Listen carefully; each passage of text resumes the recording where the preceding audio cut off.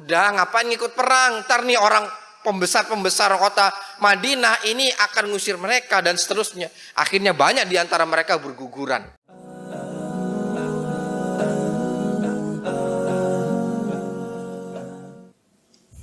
Marilah kita simak apa yang akan disampaikan oleh Bapak Ustadz Imam Santoso LC.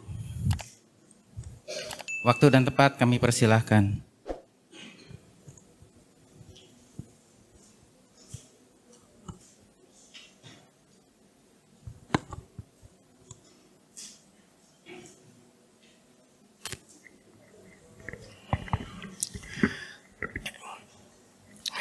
Innal hamdalillah nahmaduhu wa nasta'inuhu wa nastaghfiruh wa na'udzu billahi min syururi anfusina wa min sayyiati a'malina. Man yahdihillahu fala mudhillalah wa man yudlil fala hadiyalah. Asyhadu an la ilaha illallah wahdahu la syarikalah wa asyhadu anna Muhammadan abduhu wa rasuluh.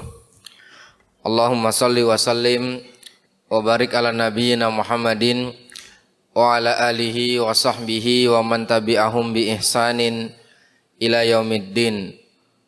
Qala Allah ta'ala fil Qur'anil Karim, ya ayyuhalladzina amanu taqullaha haqqa tuqatih wa la tamutunna illa wa antum muslimun.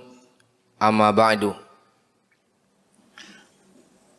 Bapak-bapak, ibu-ibu jamaah salat subuh yang mudah-mudahan Allah Subhanahu wa ta'ala menerima amal soleh kita di pagi hari ini. Alhamdulillah, dengan taufik dari Allah Subhanahu wa ta'ala kembali kita dijumpakan oleh Allah ta'ala di dalam masjid dan majelis ini. InsyaAllah kita akan kembali melanjutkan pembacaan sirah di antara siar sejarah yang Allah Subhanahu wa ta'ala sebutkan di dalam kitab yang mulia, yaitu Al-Quranul Karim, yang mana Allah Subhanahu wa ta'ala menyebutkan laqad kana fi qasasihim ibrah. Sesungguhnya pada kisah para nabi tersebut memiliki pelajaran, memiliki faedah. Fadzakir fa inna dzikratan fa'ul mu'minin, dan berilah peringatan dan berilah pengingat, karena sesungguhnya pengingat itu memberikan manfaat kepada orang-orang yang beriman. Dan pada pertemuan-pertemuan sebelumnya kita telah membahas beberapa para nabi, dari kemudian Nabi Ibrahim, kemudian Nabi Ismail, Ishak, kemudian Yakub, kemudian Nabi Yusuf, dan kemudian yaitu Nabi Ayub. Maka di kesempatan ini kita akan melanjutkan pembacaan kita dari salah seorang nabi di antara nabi-nabi yang Allah Subhanahu wa ta'ala sebutkan di dalam Al-Quranul Karim, yaitu adalah kisah Nabi Daud alaihi salam. Bapak sekalian rahimanallahu wa iyyakum, Nabi Daud ya dipuji oleh Allah Subhanahu wa ta'ala di dalam Al-Quran di banyak tempat. Kemudian juga dipuji oleh Rasulullah sallallahu alaihi wasallam, yaitu di beberapa tempat di dalam hadisnya. Di antara yang terkenal adalah sabda Rasul sallallahu alaihi wasallam, ma'akala ahadun ta'aman qattun illa min amali yadih, fa inna nabiyallah Dawud ya'kulu min amali yadihi. Tidaklah seorang tersebut makan kecuali dari hasil usaha tangannya sendiri. Dan Nabi Allah, Nabi Dawud, maka beliau pun makan dari hasil usaha tangannya sendiri. Kemudian masih ada beberapa hadis yang lain disebutkan oleh Rasulullah sallallahu alaihi wasallam Di antaranya adalah ketika beliau mendengar bacaan Al-Quran sahabat Rasul sallallahu alaihi wasallam yang bernama Abu Musa al-Ash'ari. Karena bagusnya, karena merdunya bacaan yang dibaca oleh Abu Musa al-Ash'ari, maka kemudian Rasul sallallahu alaihi wasallam mengatakan, laqad utita mizmaron min mazamir ali Daud.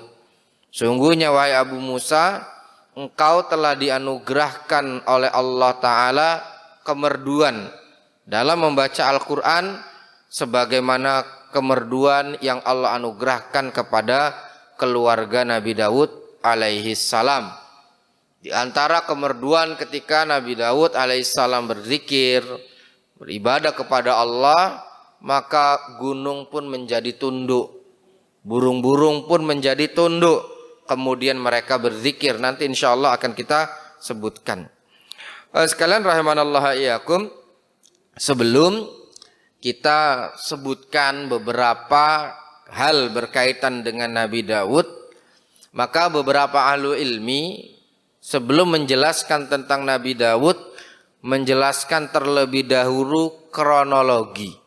Beberapa kejadian penting sebelum Nabi Daud diutus menjadi nabi. Ya, sebagaimana ketika Nabi Muhammad sallallahu alaihi wasallam diutus, maka para ulama menyebutkan kronologi. Ya, seorang nabi itu diutus menjadi seorang nabi bukan ya ujuk-ujuk dari lahir kemudian jadi nabi. Ya, ada suatu masa tertentu, ada suatu kondisi tertentu, kemudian Allah Subhanahu wa taala angkat nabi tersebut menjadi seorang nabi, sebagaimana Rasulullah SAW, ya, kisahnya adalah ketika ditinggal ayahnya wafat, kemudian yaitu ibunya, kemudian diasuh oleh kakeknya dan seterusnya, sampai kemudian Allah Subhanahu wa taala mengangkat beliau menjadi seorang nabi. Maka begitupun berkaitan dengan kisah Nabi Daud. Ya, kisah Nabi Daud yaitu adalah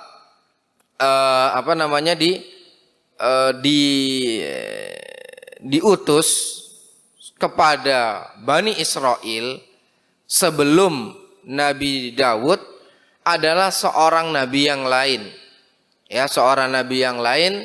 Sebagian ulama mengatakan nabi itu adalah Nabi Samuel. Dan sebagian redaksi menyebut dengan nama yang mirip dari itu, yaitu adalah Nabi Sam'un. Ya, ada yang menyebutkan Nabi Samuel, ada yang menyebutkan Nabi Sam'un. Tapi emang entah itu Nabi Samuel atau Nabi Sam'un, nama tersebut memang tidak dijelaskan secara detail di dalam Al-Quran. Karena disebutkan di dalam hadis bahwasanya secara asal jumlah nabi yang Allah Subhanahu wa taala utus kepada manusia itu ada 124.000 nabi. Kemudian Rasulnya ada 300 lebih.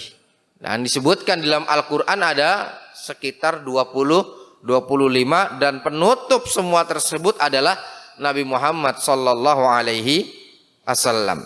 Nah, yaitu adalah kisahnya di surat Al-Baqarah ayat 247 sampai kemudian ayat 250 ya.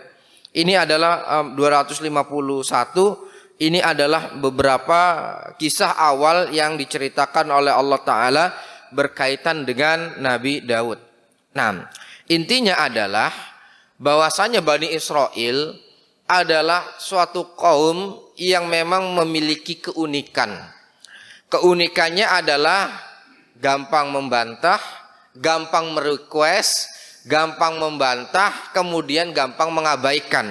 Bahkan di antara sikap dari Bani Israel adalah mudah untuk membunuh nabi utusan Allah Subhanahu wa taala. Nah, di dalam surat Al-Baqarah, ya, oleh sebab itu Bani Israel di antara takdir Allah kepada mereka adalah bangsa yang tertindas. Ya, sebagaimana dahulu mereka awalnya di zaman Nabi Musa pun tertindas oleh siapa? Oleh Fir'aun. Kemudian Allah angkat derajatnya. Kemudian mereka balik lagi kepada sikap mereka. Nah, ketika dalam kondisi yang demikian, maka mereka minta kepada minta kepada Allah Subhanahu wa taala, minta kepada nabi mereka agar diutuslah seorang raja bersama mereka. Allah taala berfirman, wa qala lahum nabiyyuhum innallaha qad ba'atsa lakum taluta malika.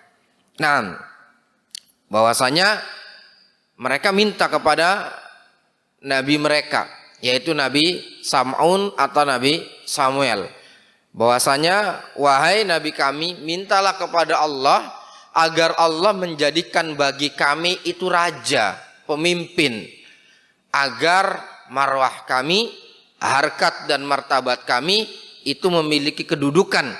Demikian kurang lebih maknanya. Maka kemudian Allah menyebutkan berkaitan hal tersebut, wa qala lahum nabiyyuhum, nabi mereka telah mengatakan kepada mereka, innallaha qad ba'atsa lakum taluta malika. Sesungguhnya Allah telah menjadikan bagi kalian, yaitu Talut, sebagai seorang raja buat kalian. Qalu anna yakunu lahul malak alaina wa nahnu ahaqqu bil mulki minhu wa lam yu'ta sa'atan minal mal. Nah, awalnya request kepada nabinya, tolong agar Allah jadikan bagi kami raja.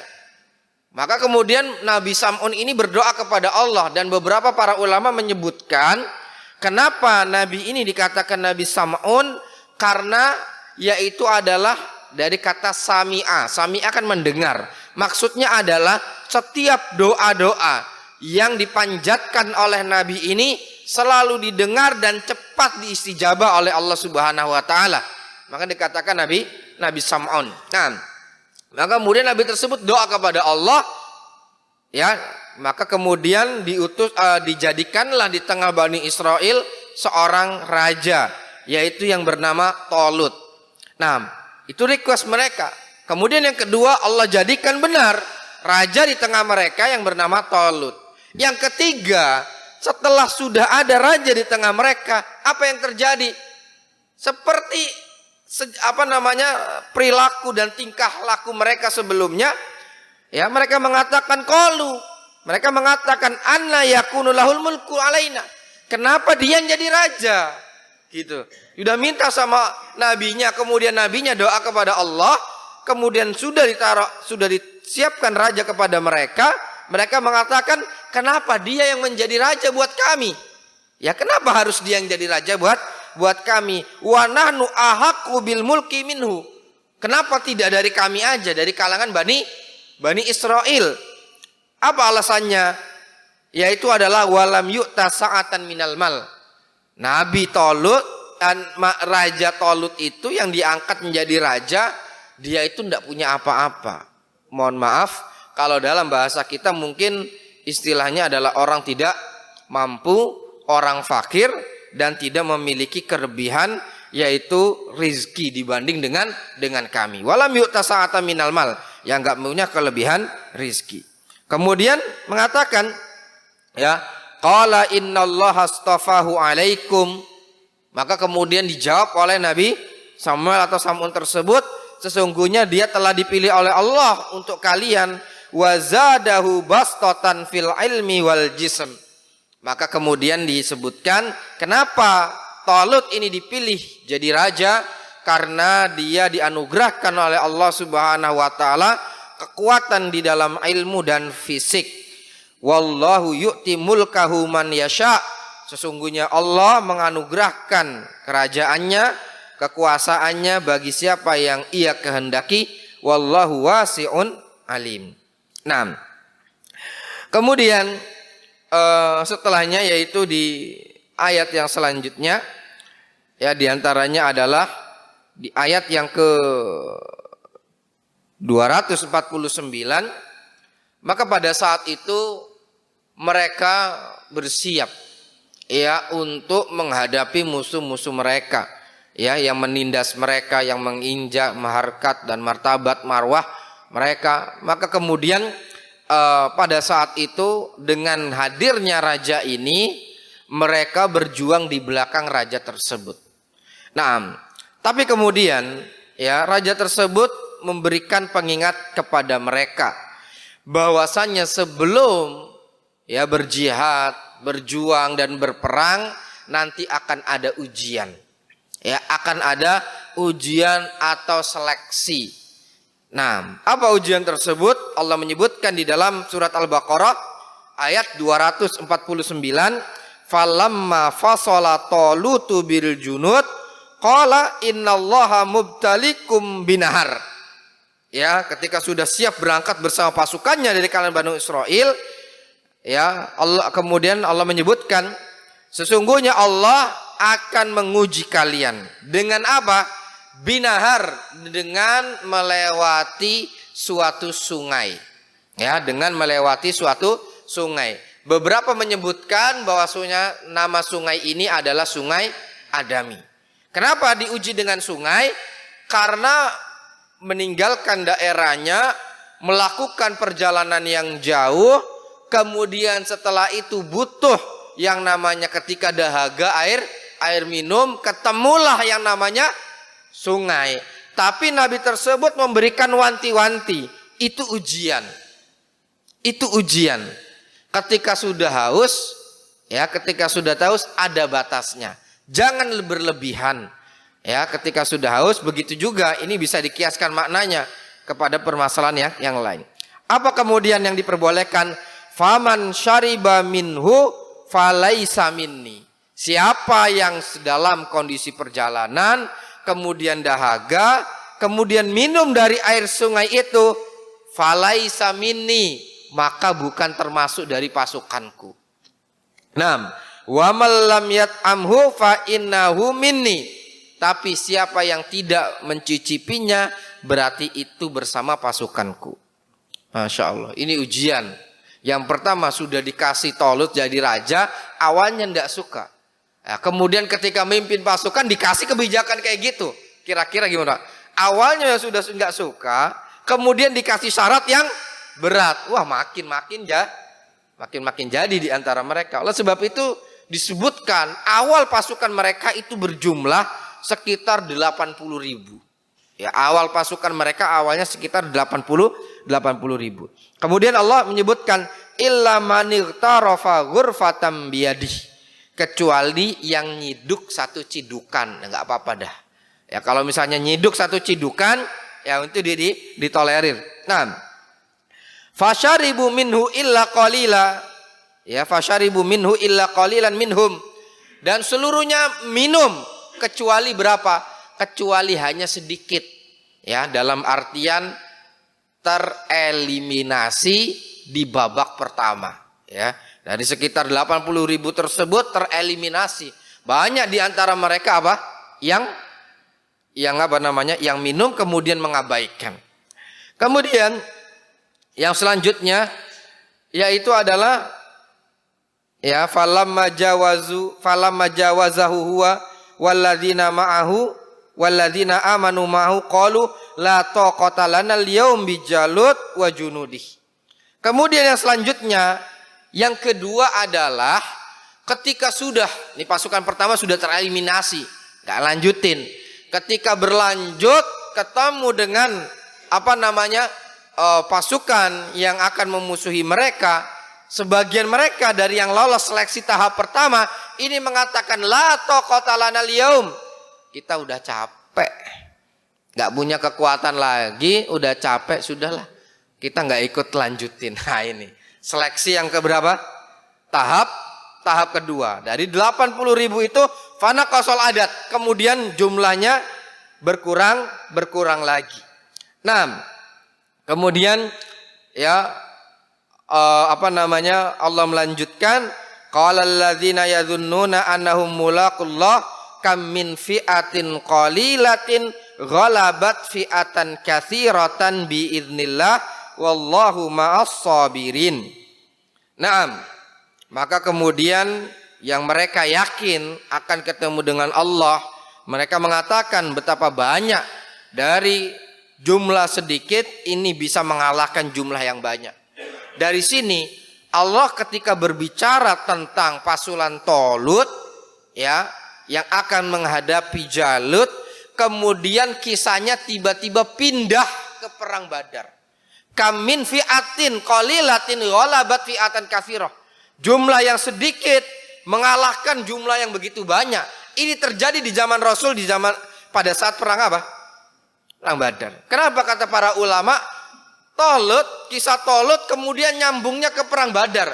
Kata beberapa sahabat Rasulullah SAW, jumlah pasukan Tolut yang ngikut perang bersama untuk melawan Jalut adalah jumlahnya persis sama seperti pada saat Rasul bersama sahabat perang Badar. Jumlahnya sama, yaitu sekitar 300, ya, sekitar 313-an, ada yang mengatakan sekitar 315-an. Nah, kemudian setelah itu ketika berhadapan, maka kemudian mereka mengatakan, ya qalu rabbana afrigh alaina sabra. Ya Allah, curahkanlah, limpahkanlah kepada kami kesabaran, wa tsabbit aqdamana, dan berikanlah kekokohan pada kaki-kaki kami, wansurna 'alal qaumil kafirin, dan berikanlah pertolongan kepada kami atas orang-orang yang kafir. Nah, sekalian rahimanallah yakum, lalu apa kaitannya kita harus cerita dulu Tolut, harus cerita dulu Jalut, kemudian harus cerita dulu peperangan ini? Disinilah segi pendalilannya nanti. Setelah kapan Pak? Satu ya, bahwasanya minta raja dikasih, kemudian habis itu nolak, kemudian berangkat perang, habis itu minum air, kemudian habis itu yang lanjut berkurang adatnya, jumlahnya karena alasan kecapean. Maka dari yang 313 itu, nah, disebutkan dalam beberapa riwayat, Tolut ya sebagai raja itu bertuah, siapa yang bisa melawan dan membunuh Jalut, yaitu adalah penguasa yang zalim di sana, maka akan dianugerahkan kerajaan setelah Tolut ini nanti sudah tidak menjadi raja. Maka pada saat itu Nabi Daud ngikut masuk di antara 300 sekian pasukan itu. Dan pada saat berangkat, maka pada saat itu sebetulnya Nabi Daud itu bersama saudaranya, 3 bersaudara. Dan Nabi Daud adalah anak yang paling kecil, atau dari 3 bersaudara ini adalah yang paling muda. Ya, dari fisiknya, dari kemudian ukuran umurnya yang paling muda. Ketika mengatakan siapa yang bisa mengalahkan atau membunuh Jalut, maka akan dianugerahkan kerajaan sepeninggalnya. Maka majulah Nabi Daud dan mengatakan, huwali, itu urusan saya, serahkan ke saya. Nah, karena ngelihat apa banyak Pak? Ya, kalau ngelihat posturnya, kelihatan, aduh kasihan kayaknya seperti itu. Akhirnya diulang lagi, siapa yang akan menaklukkan Jalut, maka akan dikasih diberikan kepercayaan untuk menguasai kerajaan ini, memimpin kerajaan ini. Nabi Daud lagi mengatakan, huwali, berikan itu kepada saya. Dia lagi seperti itu. Tapi kemudian diulang lagi ketiga kali, saking semangatnya Nabi Daud pada saat itu, meskipun usianya masih belia, maka kemudian akhirnya diserahkan, ya, diserahkan hal tersebut kepada Nabi Daud.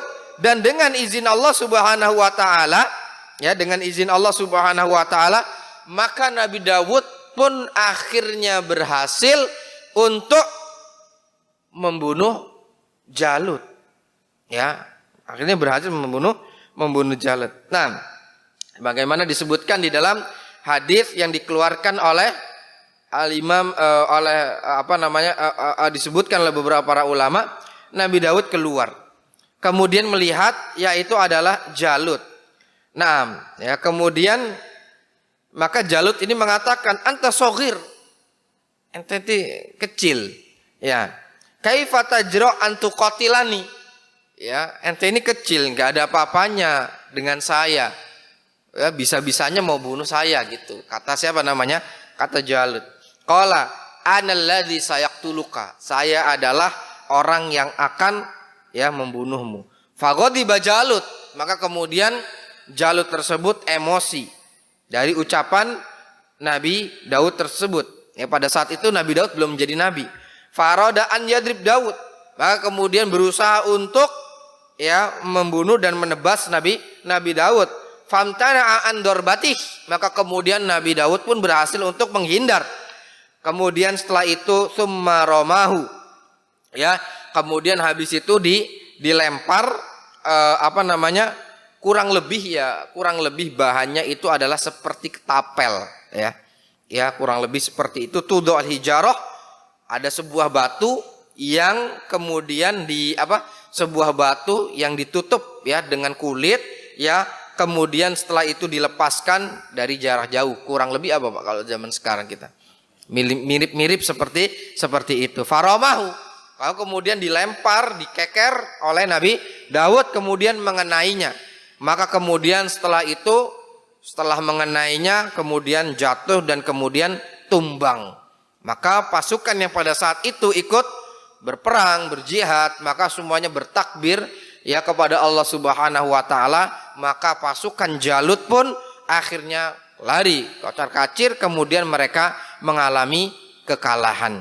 Nah, maka kemudian di surat Al-Baqarah ayat 251 Allah taala berfirman, wa qatala Dawudu Jalut wa atahullahul mulka wal hikmah wa 'allamahu mimma yasha'a. Disinilah di ayat 251 Allah Subhanahu wa taala menyebutkan Nabi Daud akhirnya berhasil membunuh Jalut dengan izin Allah, dan Allah anugerahkan kerajaan. Allah rajakan kerajaan setelah tadi siapa? Talut. Kemudian wal hikmah, diajarkan hikmah, wa 'allamahu. Ini dia, diajarkan ilmu. Nah, pada saat itu, setelah itu kemudian Nabi Daud dianugerahkan oleh Allah Subhanahu wa taala kenabian dan kerajaan. Kenabian dan kerajaan. Nah, masyiral muslimin rahimanallahu wa iyyakum, ini adalah di antara sebab yang Allah Subhanahu wa taala anugerahkan kepada Nabi, sebab ketika Allah anugerahkan Nabi Daud menjadi seorang raja. Nah, masyiral muslimin rahimanallahu wa iyyakum. Maka beberapa ayat Al-Qur'an menyebutkan tentang anugerah Allah kepada Nabi Daud. Yang pertama yaitu adalah Allah Subhanahu wa taala berfirman di surat Shad ayat yang ke-17. Allah taala berfirman, "Isbir 'ala ma yaqulun wadhkur abdana Daud." Nah, bersabarlah atas yang mereka ucapkan dan katakan, dan ingatlah hamba kami Daud. Kata para ulama, apa faedah dari hadis ini? Yaitu adalah kesabaran Nabi Daud. Sabar. Sekalian rahimanallahu yakum, tidaklah ada seorang nabi kecuali mereka dianugerahkan oleh Allah Subhanahu wa taala sifat sabar. Maka beberapa para ulama mengatakan as-sabru kanzun karim, la yu'tihillah illa li abdin karim. Bahwasanya sabar itu adalah perbendaharaan terbaik yang Allah anugerahkan kepada hamba-hamba yang baik. Nah, sabar. Sebab itu disebutkan di beberapa ayat Al-Quran berkaitan dengan ganjaran faidah bagi orang yang bersabar. Di antaranya adalah yaitu Allah Subhanahu wa taala berfirman, "Innama yuwaffas sabiruna ajrahum bighairi hisab." Sesungguhnya orang-orang yang bersabar, pahala mereka itu adalah tanpa ada hitungan. Di antara hal tersebut adalah yaitu sebentar lagi insyaallah, mudah-mudahan Allah Subhanahu wa taala berikan kesempatan kepada kita pertemuan dengan bulan yang mulia, yaitu adalah bulan Ramadan, bulan yang diberkahi oleh Allah Subhanahu wa taala. Maka bulan Ramadan adalah bulan yang penuh dengan kesabaran. Allah menyebutkan innama yuwaffas sabirun. Orang yang sabar pahalanya itu diberikan oleh Allah tanpa hitung-hitungan. Kata para ulama, kenapa tanpa hitung-hitungan? Karena dari rukun Islam yang besar ini, maka semuanya disebutkan pahalanya kecuali puasa. Salat jamaah disebutkan pahalanya berapa? 27 derajat. Baca Al-Quran, ya disebutkan pahalanya satu huruf, ya dilipat gandakan menjadi 10 kebaikan. Mengeluarkan sedekah, ya masuk kategori tersebut adalah zakat, maka dilipat gandakan menjadi 700 kebaikan. Haji, yaitu adalah pahalanya adalah surga. Lalu puasa apa? Rasulullah SAW dalam sebuah hadis Allah Ta'ala berfirman, yaitu adalah fa innahu li wa ana ajzibihi. Puasa itu untukku, wa ana ajzibihi, saya sendiri yang akan ngasih hitung-hitungan pahalanya. Gak disebutkan fa ana ajzibihi, saya sendiri. Ya, itu urusan Allah. Ya, kalau yang lainnya disebutkan 27, 10, 200, 700 seterusnya. Maka kemudian untuk puasa ini, fa innahu li, puasa itu untukku. Kesabaran kepada Allah Ta'ala. Wa ana ajzibihi, ini segi pendalilannya. Aku sendiri yang akan menghitung ganjaran pahala buat orang yang berpuasa. Innama yuwaffas sabiruna ajrahum bighairi hisab. Kemudian yang kedua, yaitu adalah sabar. Orang yang bersabar mereka pemenang. Setiap pemenang pasti menjalankan kesabaran. Itu sudah pasti. Siapapun. Mau ada lomba ini, perlombaan itu, keadaan begini gitu. Pasti sabar ini ada pada mereka. Kalau kita ada perlombaan, kemudian main bola, ya nggak sabar ya udah. Babak belur. Nggak sabar, nggak pakai teknik, nggak kerjasama dan segala macam. Ya sudah babak belur. Kita membangun sesuatu juga harus sabar. Membangun rumah segala macam. Kalau memang belum waktunya untuk dicor, belum. Kemudian habis. Pokoknya seluruh kehidupan ini adalah yaitu diliputi oleh kesabaran. Allah Subhanahu wa taala berfirman, "Wa jazaituhumul yauma bima sabaru annahum humul faizun." Dan kami ganjar mereka pada hari ini atas kesabaran mereka, mereka adalah para pemenang. Allahu Akbar. Jadi orang yang sabar, kata Allah, mereka adalah pemenang. Kalau ditanyakan mana buktinya? Lah ini. Sabarnya Nabi Daud. Karena Nabi Daud itu ngikut keperangan, itu melewati tahap tadi. Seleksi 1, 2 dan seterusnya. Melewati seleksi, yang katanya nggak boleh minum, ya nggak minum. Yang kedua, ngelatih seleksi, perjalanan yang jauh, yang ngikutin. Karena 313 ini adalah orang-orang yang sudah ngikut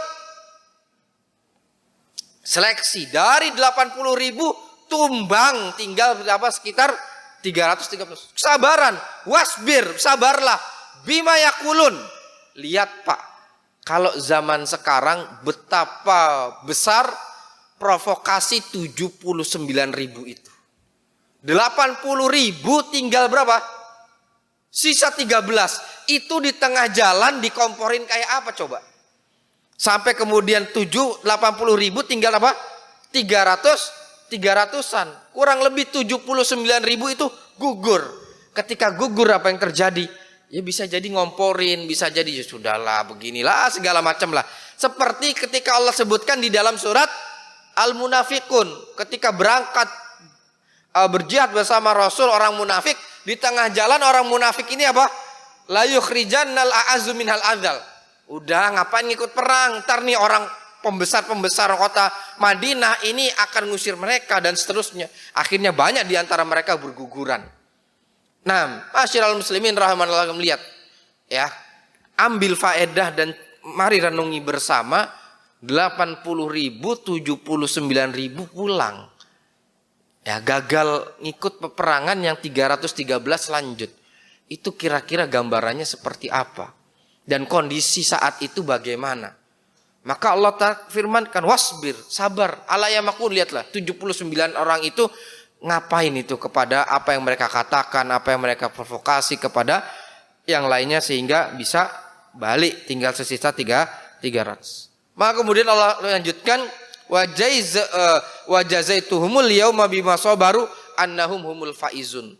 Mereka orang yang bersabar ini mereka adalah para pemenang, dan realitanya adalah dengan izin Allah demikian.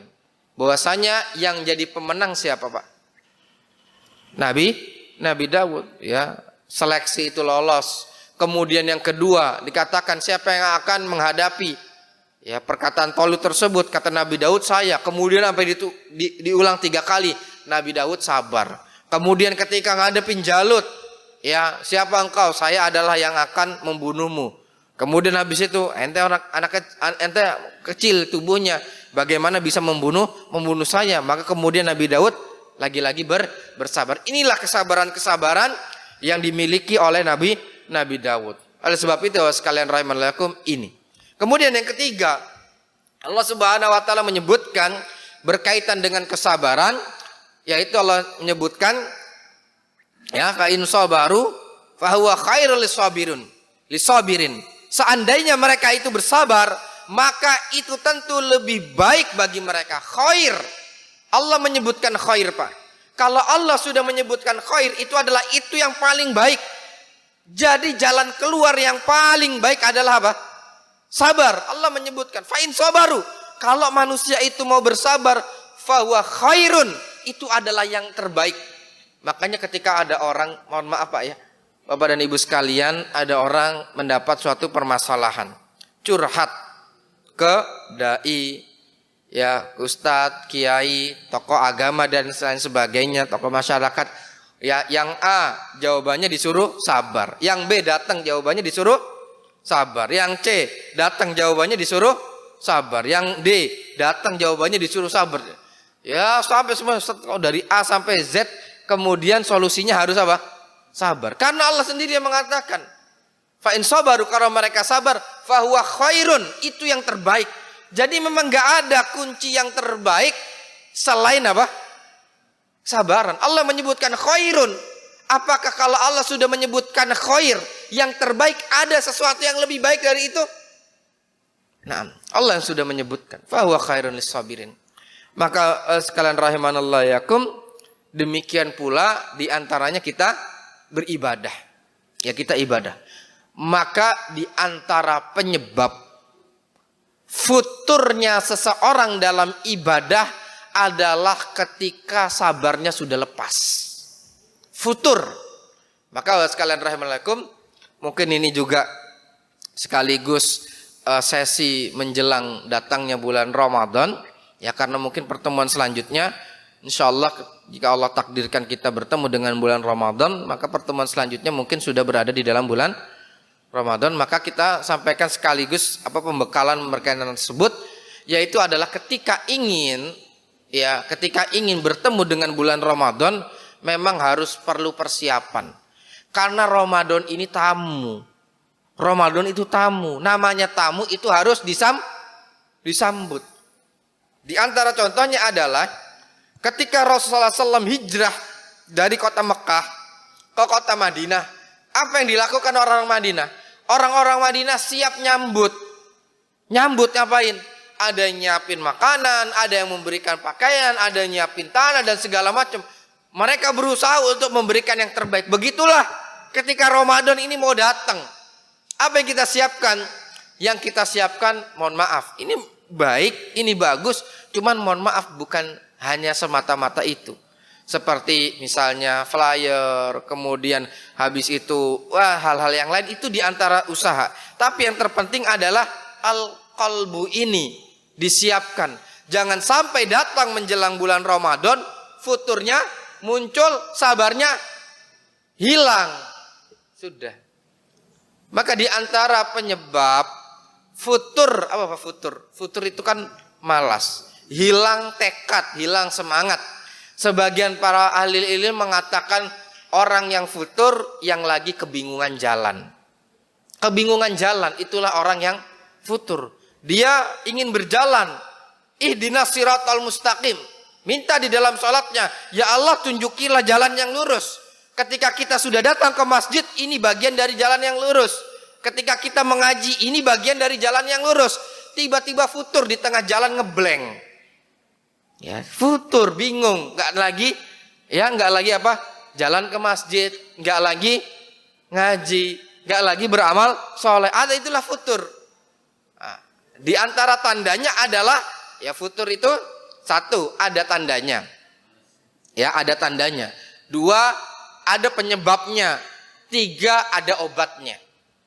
Nah, maka kata beberapa ahli ilm, ya sebagaimana yang dikatakan oleh guru kami yaitu Ustaz Abdurrahman Thayyib, bahwasanya hafizallahu taala, beliau menyebutkan bahwasanya di antara tandanya adalah yaitu adalah ya lemah untuk beribadah dan tidak merasakan lezat ibadah ini. Tidak merasakan lezatnya ibadah. Ketika sholat nggak lagi merasakan nikmat sholat. Ketika ngaji tidak lagi merasakan nyaman dan tenang ketika mengaji. Ya tidak merasakan asyik. Ya ketika pada saat mengaji menuntut ilmu. Wah ini sudah jadi apa? Jadi alarm. Kalau misalnya dengar azan kemudian habis itu pada sholat nggak merasakan nikmat sholat. Dulu di awal-awal hijrah ketika zikir itu bisa khusyuk, bisa tenang. Kok belakangan kemudian hilang rasa tersebut. Ini sudah alarm. Ya, kalau ibarat lampu itu sudah gimana, Pak? Kelap, kelip, kedap, udah mulai redup dulu, kelip-kelip. Ya dinyalain nggak langsung nyala, plap, plap, plap, plap, plap, plap, plap. Baru kemudian apa? Hidup seperti itu. Nah, ini udah tanda-tanda. Sekalian rahimanallah yakum, sabar. Ya, di antara sabar adalah kalau memang kondisinya seperti itu, ladzatul ibadahnya sudah mulai luntur, ini tanda. Jangan sampai nanti di bulan Ramadan itu terjadi. Dan itulah di antara penyebab beberapa dari kaum muslimin di awal bulan Ramadan itu apa? Masya Allah berbondong-bondong. Masuk beberapa hadis selanjutnya apa Pak? Lezatnya ibadah ndak ada. Ketika lezatnya ibadah nggak ada, sudah akhirnya izin dulu. Ya izin. Ketika diajak temennya di WA, ayo terawih. Ya mohon maaf, salam aja buat yang lain, saya izin dulu. Nah, sekalian rahimahullah, kemudian habis itu ya qadarullah masyafal. Mudah-mudahan Allah Subhanahu wa taala berikan keistiqomahan kepada kita sekalian. Amin ya rabbal alamin. Ya, lezat ibadah ini tandanya. Hilang itu adalah tanda. Kemudian yang kedua, setelah itu hilang adalah tanda futur. Nah, penyebabnya adalah ya diantaranya penyebab tersebut salah satunya banyak faktor. Ya, banyak faktor. Maka diantaranya mungkin yaitu kurangnya mentadaburi Quran, ya kurangnya ikhlas dalam melakukan amal soleh dan lain sebagainya. Nah, ini yang pertama. Nah, sabar. Kemudian yang kedua, bahwasanya Allah Subhanahu wa taala menyebutkan di dalam surat Shad juga ayat 17, wadhkur abdana Dawud dzal aidi. Ya, dan ingatlah hamba kami yang bernama Dawud yang memiliki kekuatan di dalam beribadah kepada Allah Subhanahu wa taala. Rasul sallallahu alaihi wasallam menyebutkan, ya, sampai ini di syariat Nabi Muhammad masih disebutkan yang terbaik.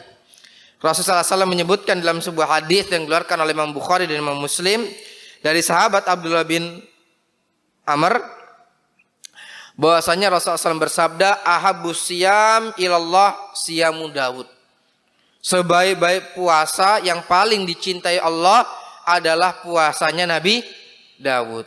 Kana yasumu yauman wa yuftiru yauman. Nabi Dawud itu berpuasa sehari dan beliau berbuka sehari. Sebelum Nabi Daud menjadi nabi, Nabi Daud itu adalah pandai besi. Ya, sebuah pekerjaan yang membutuhkan keuletan, sebuah pekerjaan yang membutuhkan tenaga yang ekstrim. Ya, kemudian sebuah pekerjaan yang yang memang memerlukan fisik yang kokoh. Tapi meskipun demikian, yasumu yauman wa yuftiru yauman. Nah, wa ahabbus shalah ilallah salatu Daud. Dan amalan sunnah yang paling dicintai Allah dalam salat adalah salatnya Nabi Daud. Kana yanamu nisfal lail. beliau puasa setengah malam. Wa yaqumu sulusahu. Kemudian setelah itu beliau tidur, bangun di sepertiga malam. Wa yanamu sudusahu. Kemudian beliau pun istirahat lagi, yaitu 1/6 malam yang lain. Nah, Masyiral muslimin rahimanallahu yakum. Oleh sebab itu ya, maka di kesempatan pagi ini tema yang kita angkat adalah Nabi Daud ya memiliki keutamaan dalam ibadah dan beramal soleh ya, sebagaimana sebelum menjadi nabi, kemudian ketika menghadapi ujian, kemudian yaitu ketika menjadi seorang nabi. Nah, Masyiral muslimin rahimanallahu wa iyyakum. Ya ahabbus siyam ilallah siyamu Daud. Yang dimaksud di sini adalah puasa, yaitu adalah puasa sunnah. Ya, adalah puasa Nabi Daud ya, berbuka kemudian berpuasa. Dan diantaranya Rasulullah SAW di dalam bulan Sya'ban ini beliau memperbanyak puasa sampai dikatakan oleh salah seorang sahabat Rasulullah SAW, ya Rasulullah ma'araka tasumu aktsar mimma tasumu minasyuhur. Ya Rasulullah SAW, sungguhnya aku mendapatimu engkau banyak puasa di dalam bulan Sya'ban ini melebihi puasamu dalam waktu-waktu yang lain. Maka Rasulullah SAW menyebutkan innahu Sya'ban itu terletak di antara 2 bulan yang haram, yaitu adalah innahu syahrun yaghfalu anhu katsirun minan nas. Banyak manusia lalai. Sebelumnya bulan haram, yaitu bulan Rajab. Setelahnya bulan yang mulia, yaitu bulan Ramadan. Ya, sebagian dari manusia mungkin memuas-muaskan diri dulu di bulan ini. Harusnya dijadikan bulan pembekalan, bulan persiapan, bulan pemanasan, jadi bulan puas-puasan. Mumpung belum masuk Ramadan. Nah, rumusnya apa Pak? Mumpung seperti itu. Nah, maka kemudian Rasulullah SAW menyebutkan ya bahwasanya di dalam bulan Sya'ban tersebut fiha turfa'u a'malul ibad, akan dilaporkan kepada Allah amalan-amalan kita selama setahun. Ya, selama setahun ini akan dilaporkan kepada Allah Subhanahu wa taala. Wa ana uhibbu an yurfa'a amali wa ana shaim, dan saya itu suka ketika amalku dilaporkan kepada Allah taala, aku itu sedang berpuasa. Nah, sekalian rahimanallahu wa iyyakum. Ini di antaranya. Faedahnya banyak ya dalam hadis ini, yaitu adalah ketika momen-momen penting lakukanlah hal yang terbaik. Ya, ketika momen-momen penting lakukanlah yang terbaik. Pada saat itu amalan kita akan dilaporkan. Maka kita harus dalam kondisi yang terbaik.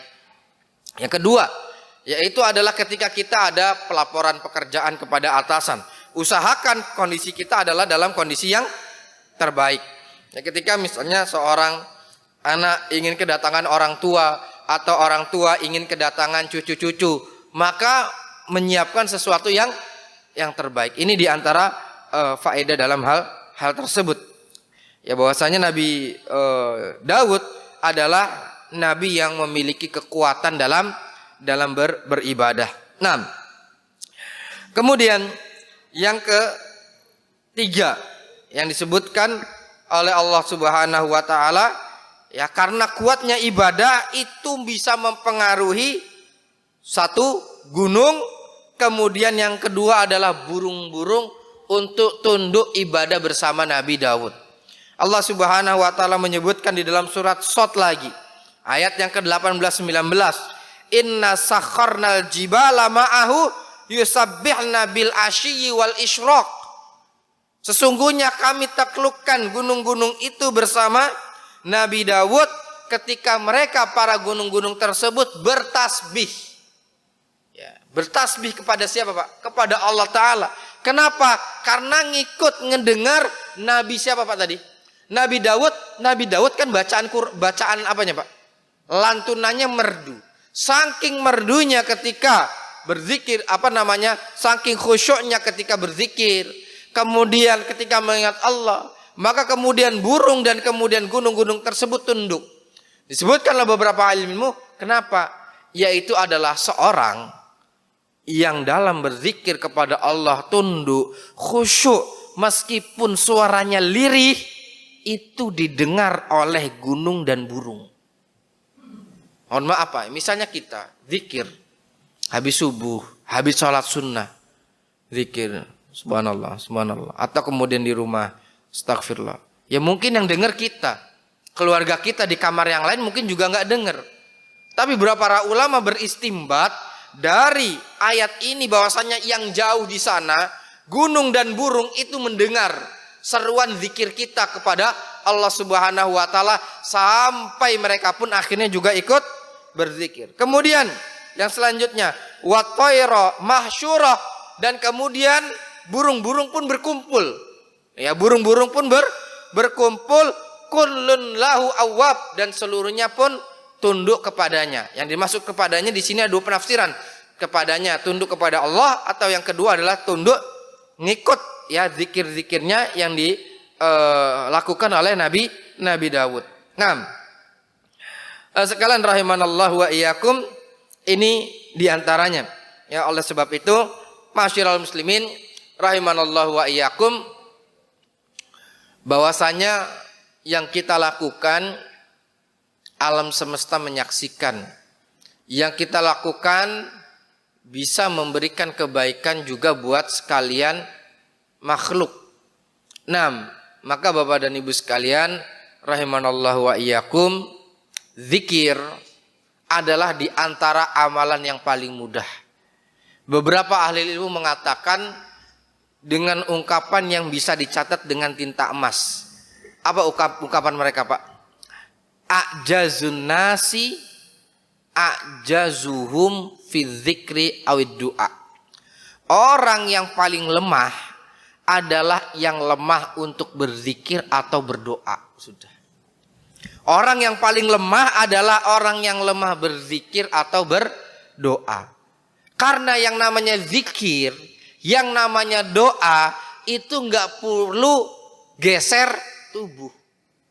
Tapi kalau yang namanya sholat, tubuh kita harus bergerak. Yang namanya puasa juga harus menahan. Apalagi yang namanya haji, tubuh kita, harta kita itu banyak terkuras. Tapi yang namanya doa dan zikir itu cuman butuh satu, tekad di dalam hati, dan kemudian yang kedua lisan untuk berzikir dan berdoa. Kalau itu tidak bisa, maka kata para ulama ajazun nas, orang yang paling lemah. Orang yang paling lemah adalah yang lemah dalam berzikir dan berdoa. Kalau itu sudah Allahu Akbar. Maka sekalian rahimakumullah, kata para ulama lagi, ketika Rasulullah SAW menyebutkan ta'arraf ilallah firraha, kenali Allah di waktu lapang, ya'rifka fi syiddah, Allah akan ingat kepada kita di waktu susah. Kata para ulama apa? Di antara contoh untuk penerapan ini, banyakin zikir, banyakin doa di waktu lapang. Kondisi kita sekarang ini adalah kondisi lapang. Maka banyak zikir, banyak apa? Banyak berdoa kepada Allah Subhanahu wa taala. Ya, mudah-mudahan di suatu saat Allah Subhanahu wa taala akan memberikan kekuatan kepada kita sekalian.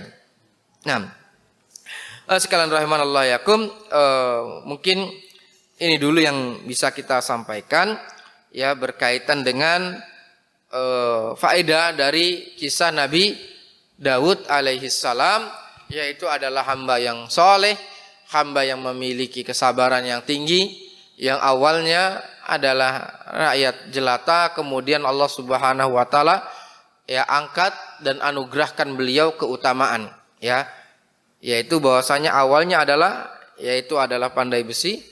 Kemudian setelah itu karena dengan ketaatannya, kesabarannya, keuletannya, Allah anugerahkan beliau menjadi raja, dan kemudian bahkan Allah anugerahkan beliau menjadi nabi di antara nabi-nabi yang lain. Maka ini adalah di antara karunia Allah Subhanahu wa taala. Mudah-mudahan Allah Subhanahu wa taala memberikan anugerah kepada kita agar kita bisa bersegera ya melakukan amal soleh. Karena di antara salah satu ciri Seseorang mendapatkan keridhaan dari Allah Ta'ala adalah bersegera dalam amal soleh. Allah Ta'ala berfirman ketika menyebutkan tentang Nabi Musa, wa ma'ajalaka ya Musa an qaumik. Wahai Nabi Musa, kenapa engkau datang duluan meninggalkan kaummu? Maka Nabi Musa mengatakan, qala hum ulai ala athari. Ya Allah, mereka adalah kaumku, mereka adalah pengikutku, mereka akan datang mengikuti jalanku ini. Maka Nabi Musa lanjutnya mengatakan, yaitu adalah wa ajiltu ilaika rabbi litardo. Ya Allah, aku datang bersegera kepadamu litardo, agar engkau ridho. Jadi kata kuncinya adalah agar meraih keridhaan Allah, yaitu apa? Bersegera dalam amal soleh. Para sahabat adalah orang yang bersegera dalam amal soleh. Maka kemudian Allah menyebutkan radhiyallahu anhum wa radu'an. Abu Bakar menjadi gelar as-siddiq karena terlalu terdepan. Apapun berada di depan, bersegera. Maka sekalian rahimanallahu, bersegera untuk yaitu beramal soleh, datang ke masjid, ya, kemudian bersedekah, memberikan manfaat buat orang lain, memberikan manfaat untuk sesama, untuk manusia, untuk keluarga, memberikan senyuman, memberikan akhlak kepada manusia dengan akhlak-akhlak yang hasanah. Maka seluruhnya itu adalah diantara usaha untuk bersegera dalam amal soleh. Dan mudah-mudahan kajian kita di pagi ini adalah kajian di awal hari kita. Mudah-mudahan ini bagian dari bersegeranya kita di dalam amal soleh, sehingga Allah Subhanahu wa Ta'ala meridhoi kita sekalian. Amin ya rabbal alamin. Mudah-mudahan yang sedikit ini bermanfaat. Mudah-mudahan Allah ridhoi kita dengan segala amal ibadah yang kita lakukan. Kurang lebihnya mohon maaf.